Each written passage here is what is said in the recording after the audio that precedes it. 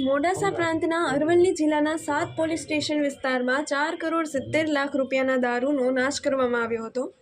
રાજસ્થાનથી ગુજરાત દારૂ લાવવાના બુટલેગરોના નિષ્ફળ પ્રયાસ વચ્ચે પોલીસે પાછલા વર્ષોમાં પકડાયેલા દારૂનો નાશ કર્યો છે। શામળાજી પાસેના જીએસટી ગ્રાઉન્ડમાં કરોડો રૂપિયાના દારૂ પરનો રોલર દોડ્યો। Shamlaji police station, Modasa town, ગ્રામ્ય, મેઘરજ, ઈસરી ભિલોડા, ટીટોઈ સહિત 7 પોલીસ સ્ટેશનોમાંથી દારૂનો જથ્થો એકત્ર કરીને નાશ કરવાની પ્રક્રિયા પૂર્ણ કરવામાં આવી હતી।